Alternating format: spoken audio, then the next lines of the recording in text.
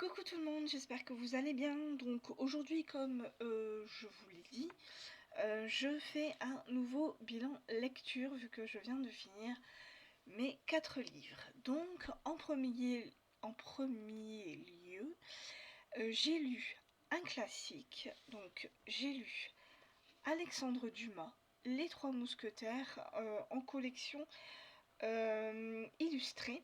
Donc comme vous pouvez le voir, je vais vous le faire voir. Je vous l'avais déjà fait voir, hein, mais je vous le refais voir. Voilà. Donc là, ici, c'est une version illustrée. Voilà. Voilà l'illustration. Donc, ce classique des Trois Mousquetaires, donc on connaît tous l'histoire des Trois Mousquetaires. Moi, je voulais vraiment lire ce classique pour voir ce que ça pouvait donner. J'avais déjà vu un film, voilà, mais je voulais vraiment lire l'histoire. Donc, comme à mon avis vous devez la connaître, on est ici avec D'Artagnan qui veut devenir mousquetaire et donc du coup qui va se rendre à Paris près du roi pour bien évidemment donner sa candidature. Donc à l'époque on donnait une lettre de recommandation. Voilà, donc cette lettre de recommandation a été écrite par son père qui lui aussi était mousquetaire. Donc D'Artagnan se rend à Paris avec sa lettre de recommandation. Il va voir directement Monsieur de Tréville. Bien évidemment, durant son trajet, il lui arrive des petites choses. On lui pique sa lettre de recommandation. Voilà, il se la fait piquer par une personne qu'il ne connaît pas. Il voit dans un carrosse une mystérieuse femme, très très belle, mais très très mystérieuse. Il ne sait pas du tout qui c'est, mais comment dire, mais bon, pour l'instant, il n'en prend pas trop garde, mais il a hâte de retrouver cet homme qui lui a piqué sa fameuse lettre de recommandation faite par son père, car il en a besoin vraiment pour rentrer dans les mousquetaires. Donc arrivé à Monsieur de Tréville, il raconte sa petite mésaventure. Comme Monsieur de Tréville connaît quand même son père, il décide non pas de l'amener chez les mousquetaires, mais de l'amener chez son beau-frère. Oui, chez son beau-frère, Monsieur, je sais plus comment, Dessart, je crois, quelque chose comme ça. Dessart, enfin bref, voilà. Qui fait partie de la garde du roi, tout simplement. Donc dans un premier temps, il va faire partie de la garde du roi. Et entre-temps, donc il va faire la connaissance d'Aramis, Porthos et Athos, voilà, avec qui il va avoir des petites histoires, voilà, il va les provoquer en duel, voilà, parce que pour un il l'a bousculé, pour l'autre, enfin il a fait des petites choses, voilà, qui ne sont, et puis c'est des, c'est des hommes assez fougueux, même D'Artagnan, hein, il a le sang chaud, faut surtout pas qu'on se moque de lui ou qu'on se moque de son cheval, ou enfin voilà, c'est un homme très impulsif, voilà, donc il cherche toujours la bagarre. Et donc voilà, il va devenir ami avec Porthos, Athos et Aramis. Et il va avoir une première mission avec ses trois mousquetaires. Il va devoir récupérer les ferrets de la reine. Donc de la reine de la reine d'Autriche, Anne d'Autriche, voilà, je cherche son prénom. Anne d'Autriche, voilà, qui est la femme de Louis XIII, hein, c'est à l'époque de Louis XIII. Donc Anne d'Autriche, voilà, qui aurait remis ces ferrets que le roi lui aurait offert pour son anniversaire. Donc elle les a remis au duc de Buckingham, voilà, qui est actuellement à Londres. Et malheureusement, le roi, par l'entremise de Richelieu, voilà, je cherche ce prénom, de Richelieu, va demander à la reine de bien vouloir mettre ces fameux ferrets, donc ce sont des diamants, des magnifiques diamants, lors d'un bal masqué. Malheureusement, la reine est assez embêtée vu qu'elle ne les a pas, ces ferrets, vu qu'elle les a donnés au duc de Buckingham. Du coup, elle va demander à ses trois mousquetaires, donc plus D'Artagnan, hein, de bien vouloir les récupérer. Donc, ces trois mousquetaires vont aller jusqu'à Londres, sauf qu'en chemin, bien sûr, il va se passer certaines choses. Du coup, il n'y a que D'Artagnan qui va réussir à arriver jusqu'à Londres pour récupérer ces fameux ferrets. Donc cette première mission est réussie et il va y en avoir d'autres et il va aussi y avoir une fameuse bataille qui est prévue dans cette histoire. On va faire aussi la connaissance de Milady de Winter, la fameuse comment dire, ennemie des mousquetaires et la fameuse alliée de Richelieu. Voilà, il va y avoir bien d'autres petites aventures dans cette histoire. Alors c'est une histoire que j'ai beaucoup aimé lire. J'aime beaucoup le livre, qui est un livre magnifique. J'ai beaucoup aimé les illustrations. Bon, il y a des petites longueurs malgré tout dans le livre, même si je pense que j'ai bien fait de lire cette version-là, parce que j'ai aussi la version beaucoup plus classique sans ces illustrations, mais le livre est beaucoup plus gros et je l'ai feuilleté quand même et je trouve que ça aurait été beaucoup plus compliqué pour moi de lire l'autre version, la version beaucoup plus classique, plutôt que la version illustrée, parce que en regardant comment dire l'écriture, déjà c'était écrit très petit et puis il y avait beaucoup de comment dire de petites étoiles avec, vous savez, en dessous les petites. Quand on connaît pas les mots, ils écrivent tout un pataquès au niveau de ce que veut dire le mot. Et puis même au début, moi, dans ce livre-là, il n'y avait que l'interface avant de commencer l'histoire, la préface, pardon. La préface avant de commencer l'histoire, alors que dans le livre beaucoup plus classique, on a la préface, on a la biographie d'Alexandre Dumas, on a ce qui s'est passé, comment dire, un peu l'histoire avant, enfin, je sais plus trop ce qu'il y a, mais je sais qu'il y a une histoire avec Louis XIII, enfin bref, ce qui s'est passé un petit peu avant, l'affaire des ferrets, tout ça. Et donc du coup ça prend beaucoup de pages en fait, tout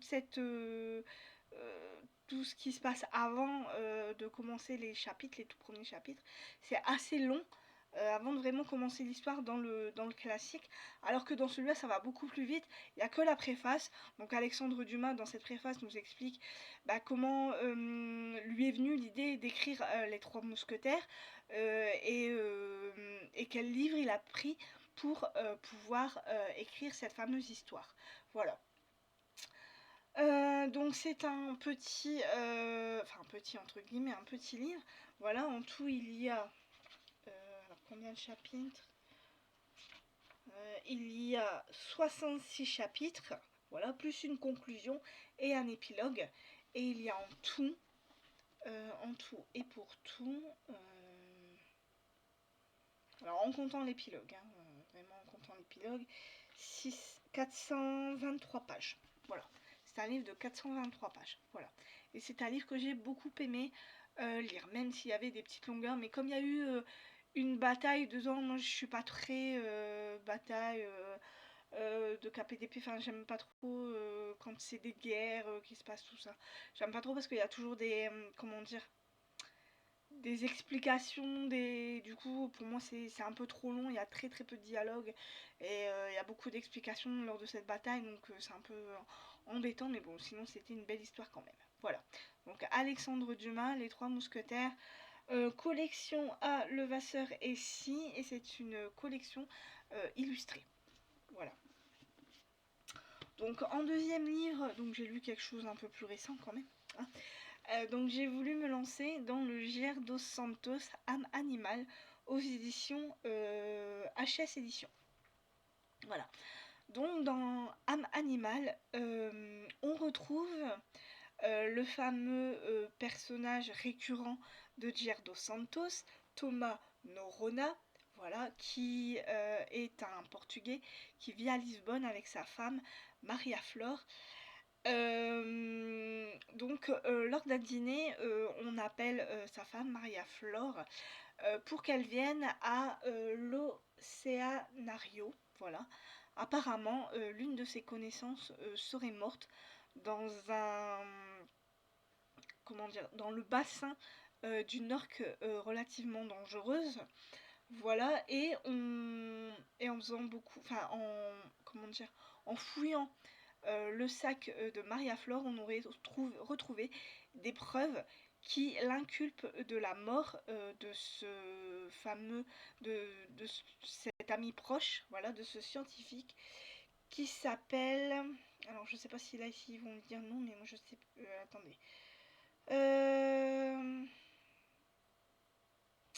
je ne sais plus comment est-ce qu'il s'appelle ce scientifique, c'était Noé, voilà, c'est ça, Noé. Noé, qui est un ethnologue, un cryptologue. Non, désolé, je me trompe. Un ethnologue, c'est ça que je veux dire. Un ethnologue, voilà, qui aurait embauché donc Maria Flore dans le jardin des âmes animales. Voilà, donc cet ethnologue voulait comprendre le comportement des animaux. Donc chez lui, il y avait des vaches, des cochons, des brebis. Il y avait une guenon, voilà, qui s'appelait Guida. Il y avait aussi un perroquet, enfin voilà, c'était un peu l'arche de Noé, si on peut dire ça comme ça. Voilà. Et cet ethnologue cherchait, enfin, essayait de faire des, comment dire, des expériences scientifiques, si on peut dire ça, mais non dangereuses pour l'animal, sur le comportement des animaux. Voilà, il voulait comprendre comment les animaux réagissaient entre eux et est-ce qu'ils pouvaient comprendre le langage des animaux par rapport à lui, parce qu'on sait que maintenant les animaux, bah, bien évidemment, ont une conscience. Voilà, ils ressentent des sentiments, ils ont des sentiments. Voilà, et donc du coup, c'est ce que là ici l'auteur, Gilles Dos Santos, va essayer de nous expliquer dans un, comment dire, dans ce livre. Ça va être fort scientifique.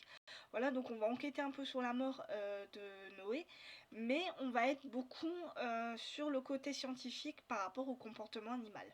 Voilà, et donc ce n'est autre que Thomas qui va devoir percer ce mystère, qui va devoir comprendre qui a bien pu tuer Noé.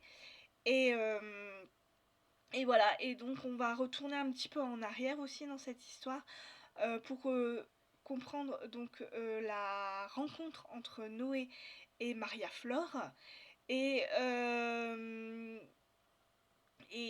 qu'est-ce qui a bien pu se passer pour qu'on ait envie de tuer cet homme.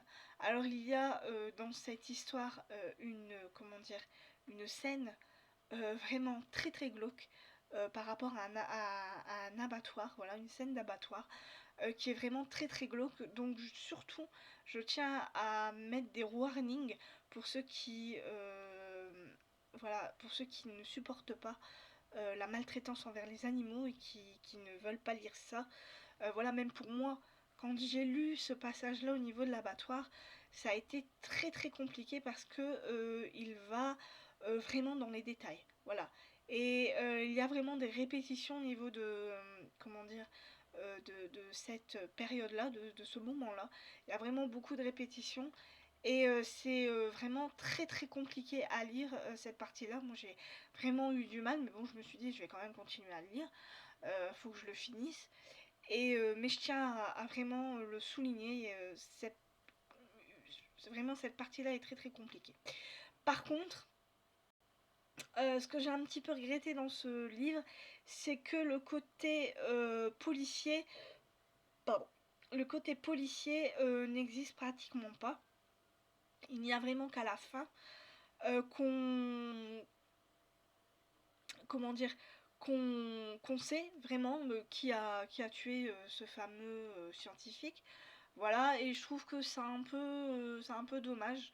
Je trouve qu'il aurait pu, je sais pas, mettre un petit peu plus de mouvement dans ce livre, voilà, d'un peu plus de mystère, enfin, voilà. Il manquait quelque chose, voilà. Le côté policier ne ressort pas beaucoup par rapport au côté scientifique. Voilà, il a voulu nous expliquer euh, par rapport à notre comportement à nous, euh, comment comment dire, euh, comment le côté écologique peut en souffrir par rapport à notre comportement à nous, puis le comportement animal, voilà. Et du coup, il nous parle vraiment presque que de ça dans ce livre. Donc si vous êtes intéressé par le côté scientifique, de savoir le comportement des animaux et aussi le côté écologique, voilà comment notre comportement à nous peut, comment dire, aggraver le côté écologique par rapport à la nature. Voilà, enfin c'est assez compliqué à expliquer, hein, mais je suis pas vraiment scientifique moi à la base, donc du coup pour vous expliquer ça c'est un peu compliqué. Mais voilà, il nous parle beaucoup d'écologie, de comportement animal, et du coup le côté policier, il le met vraiment sur le côté, il y a vraiment qu'à la fin que Thomas réussit à comprendre ce qui a pu se passer par rapport à ce scientifique. Et moi je trouve ça vraiment dommage, parce que j'aurais voulu qu'il mette un peu plus l'accent sur le côté polar, et peut-être en dire un petit peu moins au niveau du côté scientifique.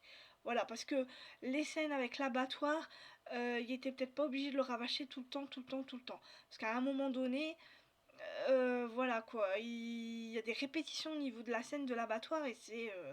alors vraiment que c'est déjà assez compliqué de le lire, voilà, au niveau de ces scènes-là. Mais en plus, s'il rabâche et encore, au bout d'un moment, j'ai dit stop, c'est bon, faut qu'il arrête là. Parce que c'était vraiment compliqué à lire. Voilà. Mais sinon, le livre est très intéressant quand même, hein. Le côté, enfin le côté comprendre les animaux, leur comportement. Voilà, il nous donne après des, comment dire, des faits. Voilà, il nous explique que bah, comment dire, il y a des vidéos qui sont passées par rapport au comportement des animaux, quel comportement ils peuvent avoir, donc par rapport à certaines situations. Mais, enfin voilà, c'est ce qui est très intéressant. Mais moi je pensais qu'il allait quand même un peu plus parler du côté policier que du côté scientifique. En même temps, Gilles Dos Santos s'intéresse beaucoup au côté scientifique. Du coup, le côté polar, là, sur ce coup-là, il l'a un peu mis de côté. Et il y a vraiment qu'à la fin qu'on comprend, quoi. Mais ça a été quand même très intéressant. Voilà. Gir dos Santos, donc du coup, Âme Animal, aux éditions HS Éditions, tout simplement. Voilà. Donc après, je me suis lancée dans la lecture d'un Sherlock Holmes, La Maison Vide d'Arthur Conan Doyle. Alors là, on est dans, encore une fois, dans 6 petites nouvelles.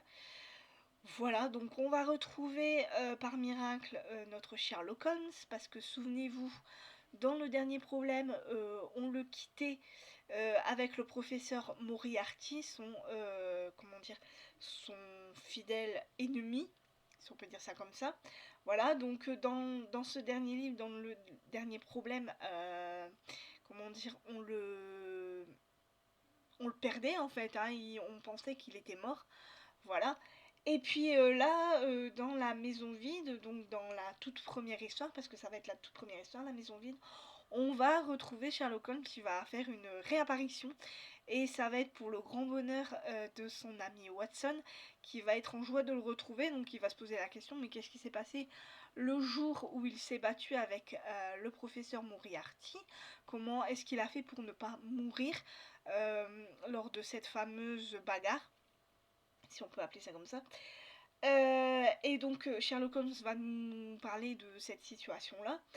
Et puis bien sûr, donc on va le retrouver dans d'autres enquêtes aussi intéressantes les unes que les autres. Voilà. Donc je ne peux pas vous en dire plus parce que c'est assez compliqué de raconter des petites nouvelles comme ça, surtout 6. Je vais pas vous les raconter une par une, ça ne servira à rien. À part pour vous dire que ben, moi j'aime beaucoup Sherlock Holmes. Voilà, que c'est toujours intéressant de le suivre avec le docteur Watson. Je cherchais mon mot. Donc voilà, donc si vous aimez Sherlock Holmes, si vous avez envie de lire ces fameux livres, vous pouvez les retrouver chez votre marchand de journaux. Moi je les achète toutes les semaines. Voilà, j'en suis déjà à mon 36e livre, je crois. Au bout d'un moment, je vais plus avoir de place. J'en ai déjà pas beaucoup pour mes autres livres, donc voilà. Et j'adore ces livres, voilà, ce sont de très très beaux livres. Alors c'est du hardback, et ce sont de très très beaux livres. Voilà, et il y a des illustrations dedans. Alors des fois il y en a beaucoup, des fois ça dépend des histoires. Mais sinon, regardez. Il y a de très très belles illustrations, voilà. Je trouve que c'est très intéressant. Et on passe de très très bons moments avec Sherlock Holmes. Voilà. Donc Sherlock Holmes, La maison vide d'Arthur Conan Doyle. Donc c'est chez votre marchand de journaux. Donc vous pouvez, alors si vous voulez pas aller chez votre marchand de journaux, vous pouvez aller sur le site www.journaux.fr. Voilà, vous retrouverez toute la collection de Sherlock Holmes. Et puis d'autres collections, vous le voyez quand ça passe à la télé en fait. Toutes les nouvelles collections, vous le voyez à la télé. Voilà. Et un dernier livre, donc que je viens de finir il y a quoi 5-10 minutes. Voilà, donc j'ai lu le Camilla Lackberg et Henrik Fexus, La boîte à magie, aux éditions Actes Sud dans leur collection Actes Noirs. Alors, comment dire que la plume de Camilla Lackberg, pour moi, ça a passé crème. Voilà. Elle a toujours une aussi belle plume.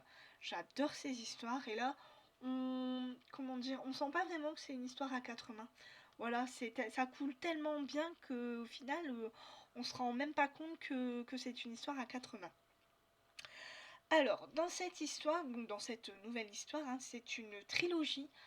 Voilà, c'est le premier livre d'une trilogie. Il y en a encore deux qui vont arriver. Voilà, et donc dans cette première histoire, donc on va être avec alors, la détective Mina Dabiri, voilà, qui fait partie d'une équipe spéciale. Ils vont devoir enquêter donc sur un meurtre, le meurtre de la jeune Tuva. Voilà, Tuva qui est une jeune mère célibataire qui travaillait dans un café et qui un jour, voilà, en sortant de son boulot, elle devait aller rechercher son fils à l'école. Et en entrant dans le métro, elle sait pas pourquoi, elle s'est sentie faible. Et je pense qu'elle a dû s'écrouler. Enfin, c'est pas vraiment marqué dans le livre qu'elle s'est écroulée, mais on sent que ça ne va pas d'un seul coup, ça n'a plus été. Et elle s'est retrouvée dans une sorte de boîte. Elle a commencé à paniquer en se demandant ce qui se passait. Elle, pour elle, tout ce qui comptait, c'était d'aller retrouver son fils à l'école. Donc elle criait à l'aide. Voilà. Et puis, en fait, ce qui s'est passé, c'est que la personne qui l'a kidnappé a commencé à lui, comment dire, à lui enfoncer des épées dans le corps. Vous voyez les boîtes à magie qu'il y a dans les spectacles de magie en fait. Voilà, quand le magicien lui met des épées dans cette fameuse boîte, son assistante elle ressort, elle est toute contente, voilà, sans rien, sauf que là, cette boîte à magie est faite tout simplement pour tuer. Et le fait est que tu va tout simplement mourir dans cette boîte à magie. Voilà, on va lui enfoncer des épées. Donc la première épée va lui arriver aux cuisses, la deuxième ça va lui arriver autre part, et puis la troisième, bah là ça va être fatal, hein, ça va être voilà, en pleine tête. Voilà, elle va lui arracher carrément le cerveau, les yeux, enfin bref, ça va être une horreur. Voilà, donc on va retrouver le cadavre de cette jeune fille et on va se poser beaucoup de questions. Et du coup, donc comme cette fille est arrivée dans comme cette fille est dans une boîte à magie, on va faire appel à Vincent. Vincent qui est un illusionniste, voilà, qui est un mentaliste, qui est très célèbre en Suède. Voilà. Donc Mina va faire appel à lui parce qu'il n'arrive pas à comprendre où le tueur veut en venir. Et grâce à Vincent, leur enquête va avancer tout doucement au fil de l'eau. Et puis, bien évidemment, d'autres cadavres vont arriver. Et on va vite comprendre qu'il y a vraiment un sens caché dans ces meurtres. Et entre-temps, dans cette histoire, on va retourner en 1982. Voilà, en 1982, on va être avec une famille, donc une femme et ses deux enfants, qui habitent dans un bled paumé, j'ai envie de vous dire, à l'extérieur de Stockholm, à Kvibil. Je ne sais pas si je dis bien le nom, mais je crois que c'est ça. Kvibil. Voilà, on va retrouver donc une mère et ses deux enfants. Cette mère est assez spéciale, elle est fort dépressive, voilà, et c'est la fille aînée qui est obligée de prendre soin non seulement de la mère, mais aussi de son frère, de son petit frère, qui est aussi assez spécial. il est accro aux chiffres, enfin voilà, elle a des enfants, cette femme a des enfants très intelligents. Et le problème, c'est que sa fille aînée en a un peu marre de vivre dans ce trou paumé. Elle aura envie de retourner à Stockholm. Voilà, elle n'a pas du tout eu envie de se retrouver dans cette ferme. Voilà, tout simplement. Et donc du coup, on sent que il y a un lien entre notre affaire actuelle et ce qui s'est passé en 1982. Et au fur et à mesure de l'histoire, on va vite comprendre quand les pièces du puzzle vont s'assembler ce qui s'est vraiment passé, quel lien il y a. Et c'était une histoire très intéressante. Alors par contre, c'est un gros bébé, voilà, de plus de 600 pages. Donc faut se le farcir. À un moment donné, l'affaire elle tourne un petit peu en rond. Là, j'ai trouvé ça un tout petit peu long, même si la plume de Camilla Lackberg, comment dire, ça coule tout seul. Voilà, moi je sais que dès les premières pages, j'ai retrouvé la plume de Camilla Lackberg. Il n'y a rien eu à faire. À peine je la quittais que j'avais envie de tout de suite y retourner. Donc j'ai été quand même très contente de lire ce livre. Même comme si je vous le dis, il y a eu des petites longueurs quand même. Parce qu'à un moment donné, on est beaucoup avec la vie personnelle de Vincent et avec la vie personnelle de Mina. Bon, on est aussi un petit peu... Enfin, avec chacun des personnages de l'équipe de Mina, on est beaucoup dans leur vie personnelle aussi, mais un petit peu moins que celle de Mina et celle de Vincent, parce qu'il y a une alchimie entre Mina et Vincent qui est vraiment très très belle, et d'un autre côté assez spéciale, parce que vous le comprendrez dans l'histoire, Mina est aussi, elle cache beaucoup de secrets, et elle est vraiment très spéciale. Voilà, ils sont spéciaux tous les deux, enfin spéciaux tous les deux, spéciaux je pense, tous les deux du coup, ce qui fait que ça fait un duo assez étonnant, et surtout avec cette alchimie qu'il y a entre eux, je sais pas, on a envie qu'il se passe un truc, mais c'est vraiment pas possible, et ça vous le verrez quand vous le lirez, vous comprendriez si vous le lisez tout simplement. Voilà. Donc tout ça pour dire que j'ai vraiment beaucoup aimé cette lecture, et je suis vraiment pressée de retrouver ce fameux duo Mina-Vincent. Voilà, dans la prochaine histoire. Donc Camilla Lackberg, Henri Fexus, Henrik, Henrik Fexus, La boîte à magie aux éditions Actes Sud dans leur collection Actes Noir. Donc voilà pour mon bilan lecture. Et maintenant, je vais vous parler de mes prochaines lectures. Donc j'ai l'intention de lire en premier donc Marie et Maria de l'autrice Juliane Cantor aux éditions Prélude.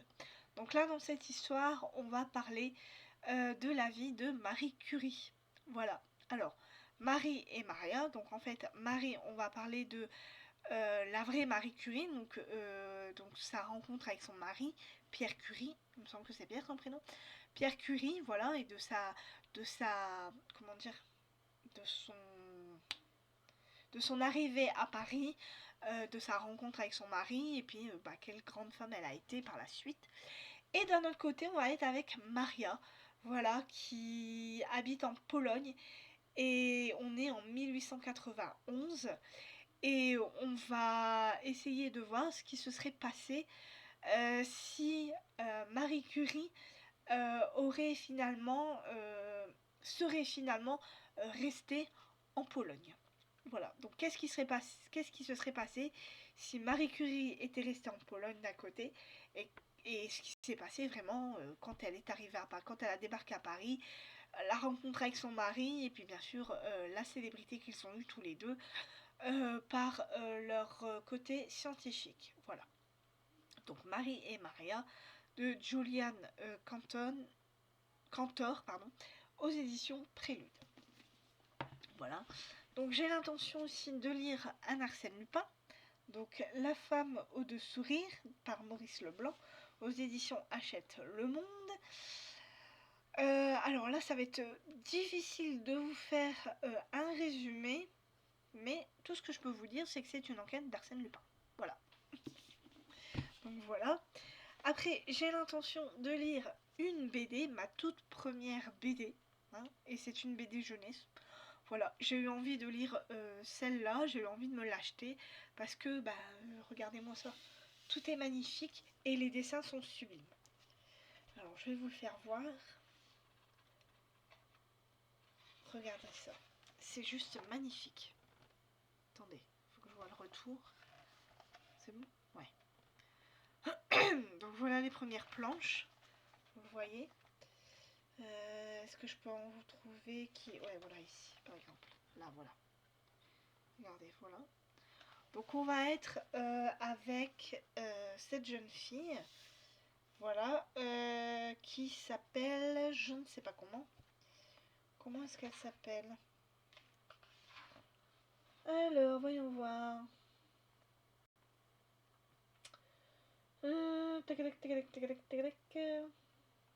Lucie, apparemment. Donc on va être avec Lucie, cette jeune fille, qui va apparemment aller, je ne sais pas où, peut-être chez une de ses tantes, je pense. Et elle va tout simplement faire la connaissance de fées, parce que c'est le jardin des fées. Donc elle va faire la connaissance de fées, et il va lui arriver des aventures. Voilà, ça va être une enquête féerique.